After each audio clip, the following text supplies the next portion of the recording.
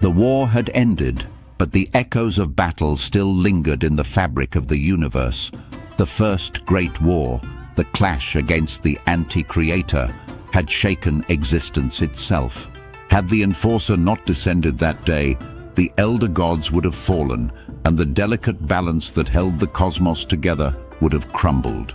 The anti-creator, an entity of unmaking, sought to consume not only the elder gods, but the creator gods as well. It would have devoured all, leaving only an endless void. But the enforcer had come, and with him, judgment.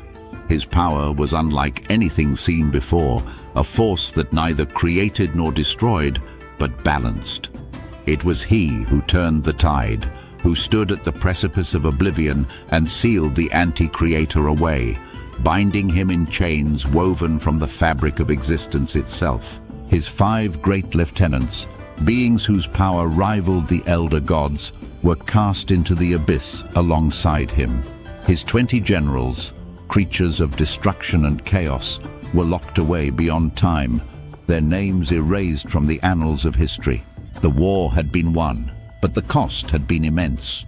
In his final act, the enforcer had expanded his power, his strength drained beyond recovery. He had disappeared, vanishing from existence, leaving behind only his avatar, a mere fragment of what he had once been. The creator gods, too, had made their choice. They withdrew from the affairs of the universe, choosing to observe rather than interfere. Their role was never to shape the battles of gods and mortals, but to watch, to guide when necessary. This was the law that bound them, the tether that kept their limitless power in check. If they intervened, the balance would tilt, and the cycle of creation and destruction would be forever disrupted. With the creator gods silent and the enforcer gone, the elder gods became the highest authority in the universe. They were weary, broken from the war, their divine essence depleted. And so, for centuries, they rested, their power slowly returning, their wounds healing. Time passed, and as they regained their strength, they found themselves trapped within a paradox they had never considered. They had been created to fight, to hold the line against the anti-creator's unmaking. But the war was over. Their purpose, the very reason for their existence, had vanished. For the first time in eternity, the elder gods were lost. Yet even gods are not immune to the influence of the source. Every being in the universe carried a spark of its essence, the eternal drive to create, to grow, to experience. The elder gods were no different. And so, in their divine boredom, they turned to something new. If war could no longer be their purpose, then they would forge something greater, a civilization that would rival the heavens themselves. But they soon discovered that creation was not as simple as they had thought. Though they were formed from the divine essence of the creator gods, they did not possess the same abilities. They were fragments of something greater, bound by laws they did not fully understand. They tried again and again to shape life from their own power, but each attempt failed. Their creations were empty vessels, beings with no spark, no will of their own. Desperation led them down another path. If they could not create as the creator gods had, then they would forge life through other means. They devised a ritual, a binding of their own divine essence with the raw forces of the cosmos. And at first it seemed to work. Their creations walked, spoke, and carried divine power. But something was wrong. The balance was off. Slowly, their creations began to change. Their forms stretched, twisted, became monstrous. Their divine essence warped, their minds unraveling into something unrecognizable. They grew into giants, their bodies unstable, their power uncontrollable. The elder gods named them Nekwama, the rejected ones. The Nekwama were a mistake, one too great to be ignored. They were powerful, but they were dangerous, unpredictable. Left unchecked, they would bring ruin to everything the elder gods had built. And so, with no other choice, the gods sealed them away, locked them in unbreakable prisons, buried them in the depths of forgotten realms, ensuring that their failed creations would never walk free again. But they did not stop. Their first attempt had failed, but the elder gods would not abandon their ambitions. They searched for a way to perfect their methods, and at last, they found it. There was a moment, a rare celestial alignment, when certain bodies in the cosmos converged in harmony. During this moment, the power of creation was at its peak, and so, under the light of the stars, the first generation of gods was born. These were different. These were stable. They were true gods, not failed creations. And from them came the second generation, and then the third. The universe had entered a new era, one of divine rule, of expansion, of endless creation. And yet, even as the elder gods revealed in their success, something else was happening. Though the creator gods remained distant, their hands had not left the fabric of reality entirely. They had turned their attention elsewhere, to a single planet. A world untouched by divine law, a world where life could thrive beyond the reach of gods. And so, from the will of the creator gods, the planet was shaped. The seas were formed, the mountains raised, the sky given breath. But a world without a guiding force would not survive. It needed caretakers, beings to oversee its growth. And so, Ala was sent. The divine feminine, the force of creation itself, became the essence of the land. It was she who breathed life into the soil, who gave form to the rivers, who nurtured the first seeds of existence. She was the mother of the world, but she was not alone. Alongside her, the divine masculine descended, the force of order and storm. Amadioha. Together, they shaped the foundation of a world that would one day be known as Alkebulan. And so, the silence of the creator gods ended. Messages were sent to the elder gods, distant but clear. Their role was not yet complete. They would oversee this new world, ensure its growth, and protect its balance. It should have been simple, but power begets ambition, and with responsibility comes conflict. The elder gods, once the protectors of creation, would soon become its greatest threat. They were warriors, not caretakers. They were gods of destruction, not peace. The war against the anti-creator had given them purpose, and now, in the absence of an enemy, they turned upon themselves. A great war was coming. One not of gods against chaos, but of gods against gods. For in the hearts of divine beings, the hunger for power never truly fades. And so began the first struggle for dominion. And the echoes of war stirred once more. The gods waged war, but the mortals thrived. They built their cities, cultivated their lands, and expanded their knowledge, unaware that above them, the divine played a different game. What had started as a duty, protecting and guiding humanity, had transformed into something else.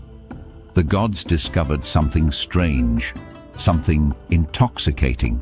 The more they descended, performing extraordinary feats and granting favors, the more the mortals worshipped them.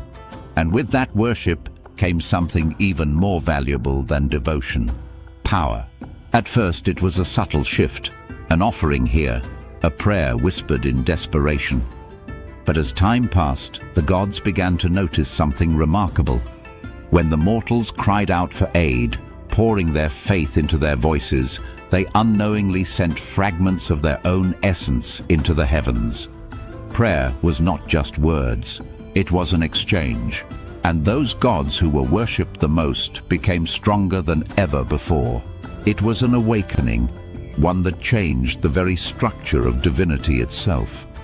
The gods who once ruled together now eyed each other with suspicion, each realizing that dominion over mortals meant dominion over power itself. So they divided the world into kingdoms of faith, territories bound not by land but by worship. Thus, the pantheons were born. The Igbo pantheon, the rulers of earth and sky, their spirits woven into the rivers, their names whispered in the wind.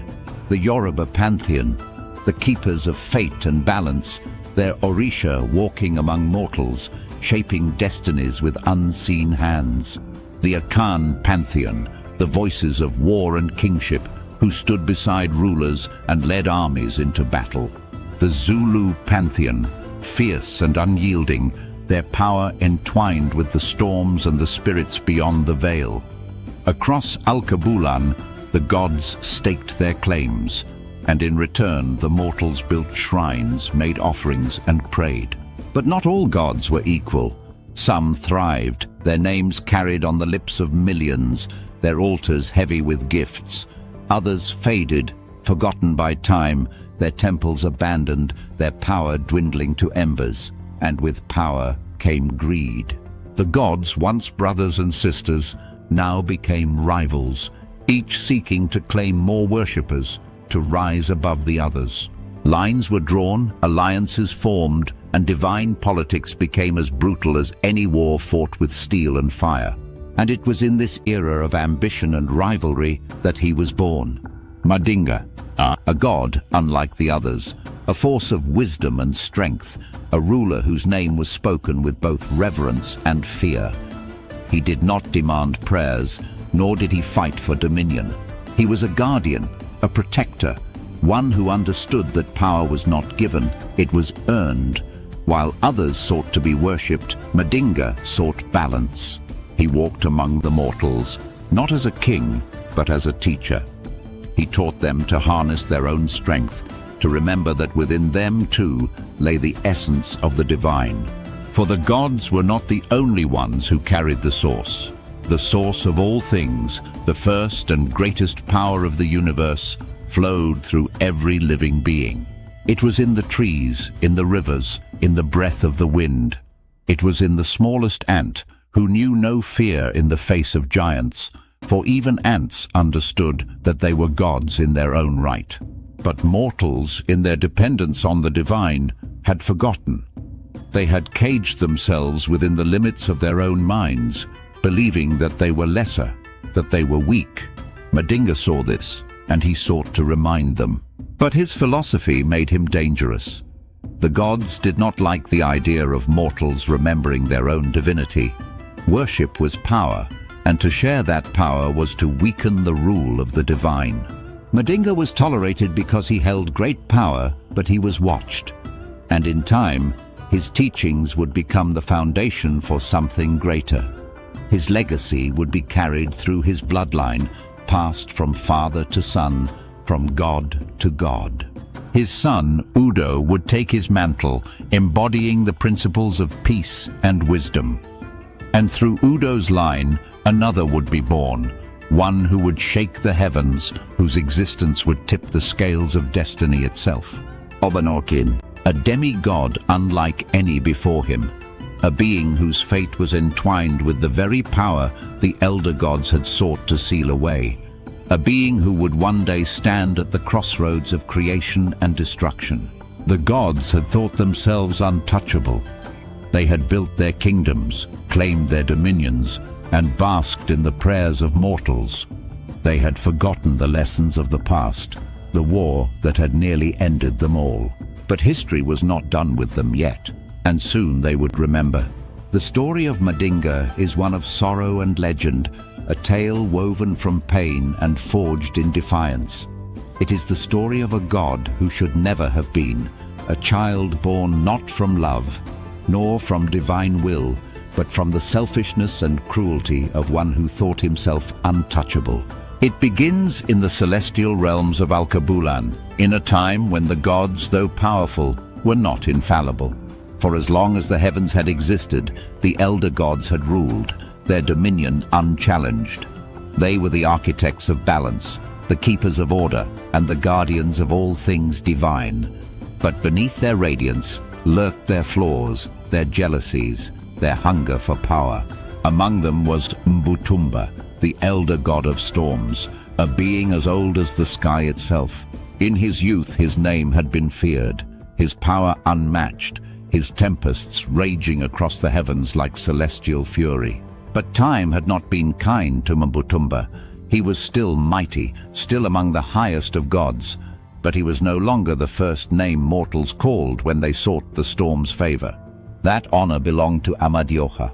The new god, whose origin is still unknown, had become the name upon the lips of the people, the one whose thunder they revered, whose lightning they worshipped, whose presence they feared and respected.